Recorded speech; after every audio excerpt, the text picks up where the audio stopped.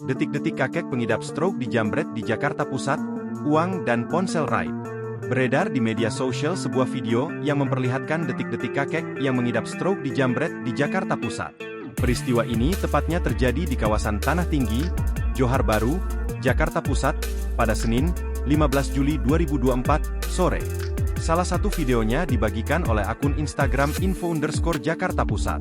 Dalam video itu, terlihat seorang pria yang sedang berjalan pincang dengan satu kaki agak miring ke kanan. Pria itu berjalan dengan sangat pelan dan berdiam di belakang ambulans. Kemudian, seorang pria dengan kaos hitam dan topi abu-abu terlihat memantau pria tersebut dari kejauhan. Ketika korban berada tepat di belakang ambulans, pria tersebut melancarkan aksinya dan melarikan diri. Dilansir dari kompas.com, kakek pengidap stroke yang menjadi korban penjambretan tersebut diketahui berinisial E. Warga yang sehari-hari bertemu E, Muhammad Syah, mengatakan bahwa korban memang sering berkeliling di sekitar lokasi kejadian. Sementara, rumah E sendiri berada cukup jauh dari Jalan Semar. Syah menuturkan, ketika penjambretan terjadi, dirinya sedang tidak berada di lokasi. Tetapi, sebagai petugas Lembaga Musyawarah Kelurahan, LMK, setempat, dia mendapatkan laporan dari warga yang melihat peristiwa.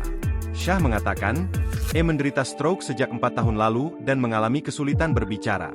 Saat Syah hendak berbicara dengan E, dirinya pun harus sangat sabar dan pelan-pelan.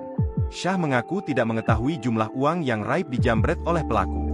Namun, ia tahu bahwa ponsel koleganya itu ikut raib.